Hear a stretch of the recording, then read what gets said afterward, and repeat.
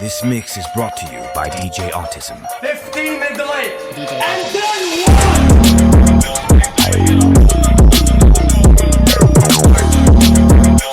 then What's going on, everyone? Welcome back. New video on the channel. Welcome to some more Horizon 5. There's one car that I didn't actually take a look at once they released all of this stuff, you know, the Lamborghinis and all that sort of stuff, where we had the Revuelta and all that. There's this thing. There's this little Lotus. One of you guys has told me in one of the previous videos that I've missed out on one of the cars, so I didn't actually make a video on it. But yeah, this little Lotus Exige Cup 430. Yep, that's it. This thing's a beast. This thing is an absolute beast. We all know that the Lotus kind of motto used to be, probably not anymore since they're making weird electric cars and SUVs and all that sort of stuff, but it used to be that lightness means fast or something like that, or less weight is equals more speed, something like that, right? I can't remember exactly what it was, but I remember it because I remember, was it Top Gear that said it? I can't remember who said it, but their thing was always make the car as light as possible and then it'll be fast. I mean, if you've seen the interiors of old Lotus Exiges and Lotus Elises, you know that that's the case because they're just so empty. And I feel like this is also very similar to that. Listen to that supercharger whine.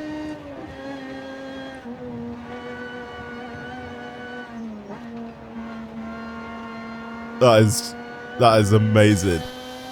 Most of these, if not all of these Lotuses, use Toyota engines. And then they just supercharge them and obviously, you know, tune them like crazy. But this thing, it just looks like a supercar. It's like a budget supercar, this thing. I mean, it's not budget anymore, is it? Because it's like it's kind of expensive, but this thing will put supercars to shame on a track, I'll tell you that. It's completely stock. I will end up doing a lot of stuff to this car. I feel like this could be a really, really fun car if I don't add any more power, but make it even lighter and then give it just better tires. This could be a good downhill car.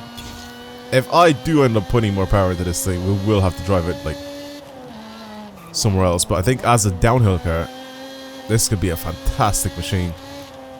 I don't really want to bring it back on the Golden Toge again, but I don't know how many people would want to see that, you know? I actually really like it the way it is now, as well. This doesn't have a lot of grip, so you kind of have to force yourself to keep that in mind. I mean, it does have grip, it's just... it's not on, like, racing slicks, you know what I mean?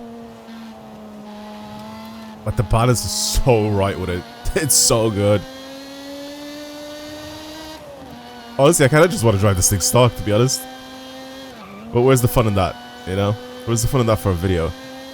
If you guys are enjoying the content on the channel, by the way, and if you're new, you've only watched maybe like a couple videos, or this is your first video or something, you're enjoying the content, you enjoy my waffling with these new things that I'm showing you on the screen, subscribe to the channel. Helps a lot. Let's do stuff to it. It's already in S1 as well. Maybe build it to the top of S1, which means get rid of some more weight. That's about. Can we even get rid of any more weight? How much does this thing actually weigh, by the way? Before I keep saying things. It weighs a ton. In this day and age, in the modern day, by the way, a car weighing a ton with 430 horsepower is a very, very rare sight. Very, very rare.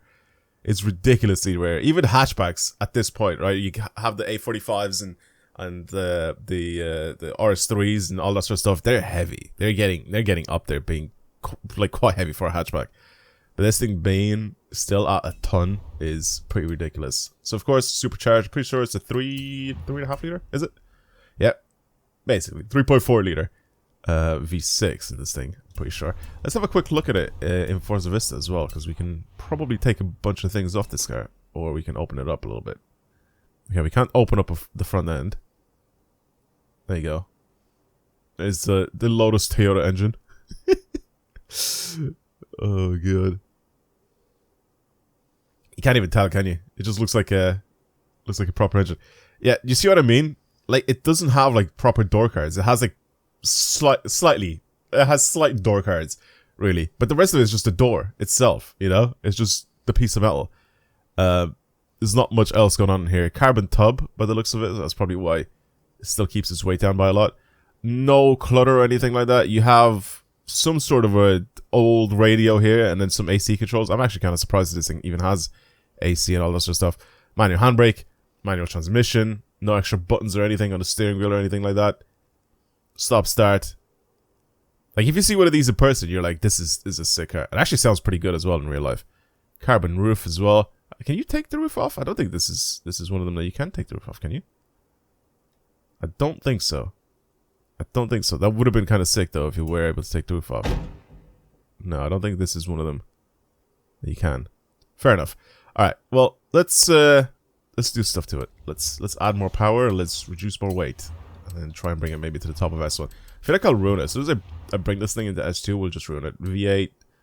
This would be a nice engine actually to put into it. It actually makes it even lighter than before. And we can keep it naturally aspirated as well like this, but I don't want that. I'll keep the standard engine in there because it's just more fun. Rear wheel drive, I'm not changing that. And then we can change it from a supercharger to twin turbos, which again, I don't really want that. So I don't really care about power with this thing. I kind of want it to be... Oh, we can have the different front end for the Lotus. Ooh.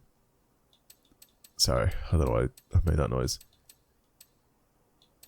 That different front end gives us more adjustability. Oh, we can have the different wangs. Oh my god, and they're all adjustable. Every single one of them. I kind of like the last one. The last one looks like really aggressive with that little dip in it as well. I'll put that on. Why not? That's actually quite alright. I don't mind that. The wheels, I'm guessing we'll have 18s and 19s on it. So we can't really change too much there. Oh no, it's 17s and 18s. I forgot how small this car is, honestly. It's a tiny car. You can see the camber on it as well. I haven't even done anything to this car. You can already see it's cambered. I haven't lowered it. I haven't done anything to it. Alright, let's put on some slicks on this thing. And then we can only change the width for the front end. Weird. I mean, the rear end is probably already very wide. Track width obviously improves our handling a little bit more, so we're going to do that. As for the wheels, I kind of want to keep the wheels on now. Oh, we can go even lighter though. Interesting. Alright, let's go somewhere down here. So the multi-spoke again to kind of match the same vibe that we had before. Maybe these wet sports. We drop 11 kilos if we pick those. So something multi-spoke that, like I said, kind of keep the original vibe of the car going. Or something thin and multi-spoke. I kind of like those ones that are further down. I didn't pick them yet. We'll probably go back down to those ones. I'm not really a big fan of these. Some Aussies, some Ultra Legers. See, these look really, really good because they have like center locking. If we want to go 11 kilos down, we can't really pick any of these. Okay, one second. Let me go back down to these ones. These Vorsteiners. These ones? Are they the ones I was looking at? No, sorry. These Westport ones. I'm gonna put these on. They're the best looking out of the lot, in my opinion. Alright, pick those. Anything else there, we're not picking. I'll leave the front end the way it is. Drivetrain, I'm gonna upgrade everything to race spec so we can then adjust it. Whatever. And then brakes, of course, we're gonna go with carbon ceramics, so that's gonna make it even better. I'm pretty sure it's already got adjustable suspension, so I'm not really gonna do anything there. Adding a cage on it obviously increases the weight, but it makes the balance a little bit better. You can see because it's mid-engine rear-wheel drive, this thing is going to be an absolute monster, but if you put the cage in it, it actually balances the weight out a little bit more. Only by 1%, but still. And then weight reduction even more. Oh my god, we're at 900 kilos. I'm not going to put the cage in it, I don't think. And then now we just increase the power. We try to bring this thing up to the top of its class. Okay. Exhaust doesn't really do anything. We can get this thing to rev even higher. It does have a lot of torque, but oh my god, does it... what can we do now? Get rid of the exhaust?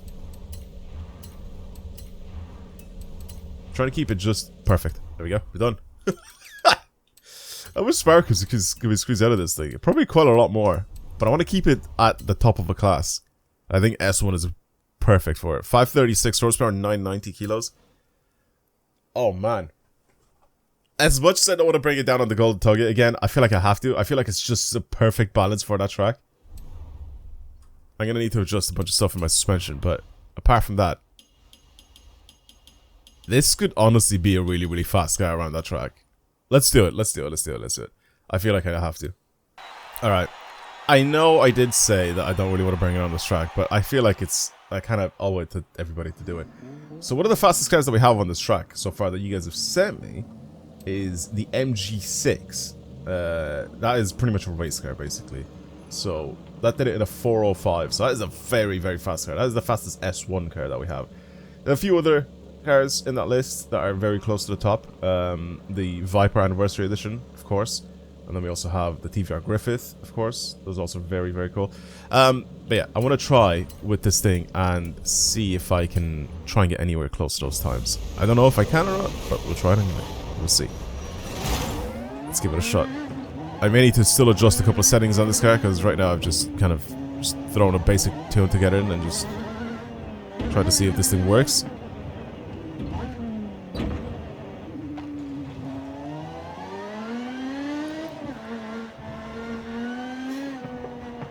Okay, it does step out sideways a little bit. Need to be very careful with that. Oh, brakes are phenomenal. Oh my god.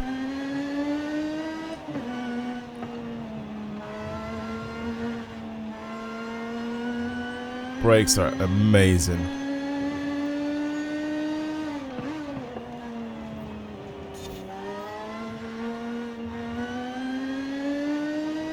This thing's so accurate, by the way. Oh my god.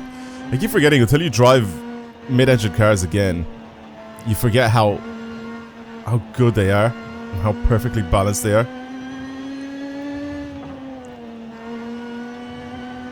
There is something about a mid-engine rear-wheel drive car, man, that's just does it so right.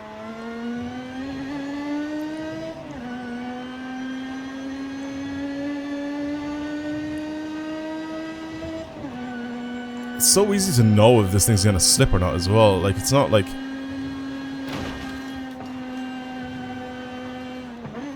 It's not like some cars where I'm like kind of going into the corners and I'm like expecting it to slide and then it doesn't, or I don't expect it to slide and then the back kicks out or whatever. Like, it's just...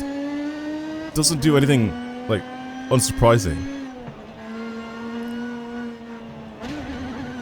I am trying to push it though. I'm trying to go as fast as I can. This is more of a scouting run just to see what I need to change for my tune a little bit after this, and then I'll go again. I knew that was going to happen. Okay, one thing I want to do is I want to try and get it to kind of get the front end to be a bit sharper and then the back end to kind of rotate a little bit more. So, give me one sec. Alright, let's try that again. Hopefully this should be the run that counts.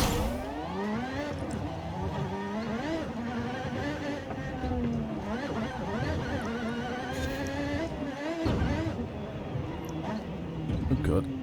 Very bouncy on this bit with the wood.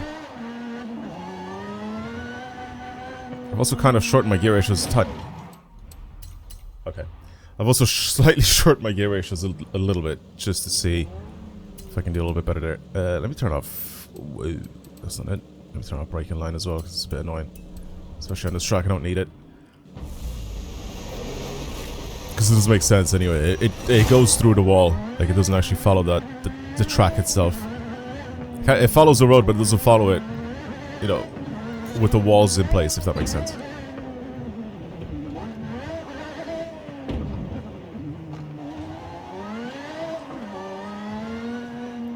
Shorter gears should be working a lot better in my favor now as well.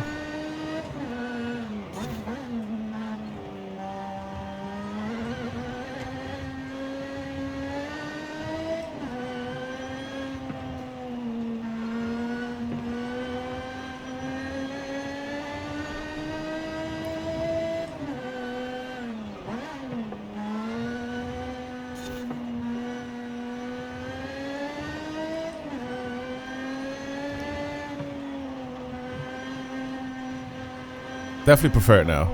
It definitely feels a lot better of a car now.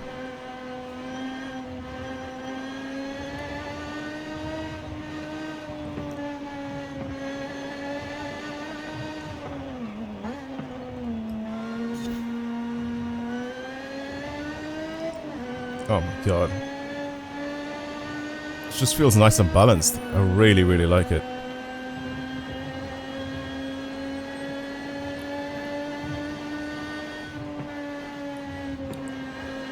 Oh my god, and there's no slip. What have I done? I've actually built a good car.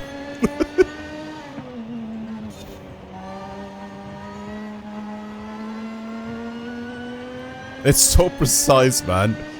Like I said, that's the thing with mid-engine rear-wheel drive cars. Oh.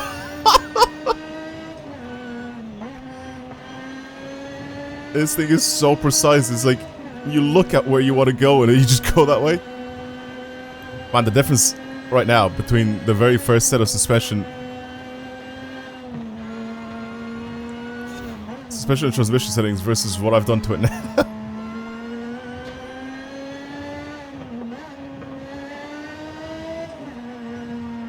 It's so different. I feel like before it was just kind of understeering a little bit. Now it kind of rotates a little nicely. Oh my god, I could have gone faster there. I was getting closer to the inside wall. As I was flooring it, I was like, definitely could have gone a little bit faster.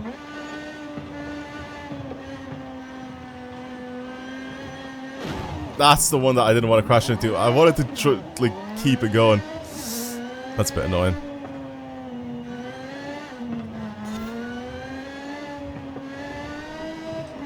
It's a small gap. Can I go flat out in the gap? No, I can't. I'm fucking shit.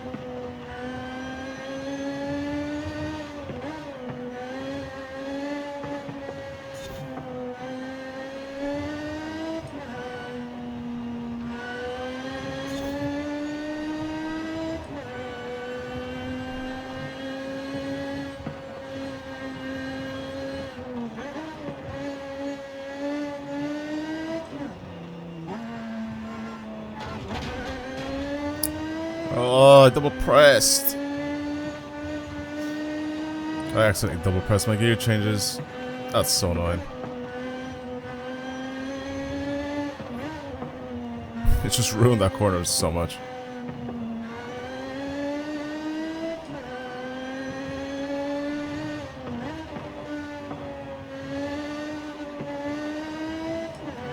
Thing's so good though.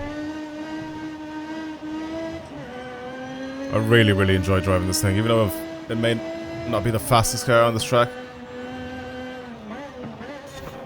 It is a fantastic car to drive. It is really, really, really good. Always, like I said, a joy driving mid-engine rear-wheel drive cars. I feel like I say this every single time I get into one. They are lovely cars. Really, really nice.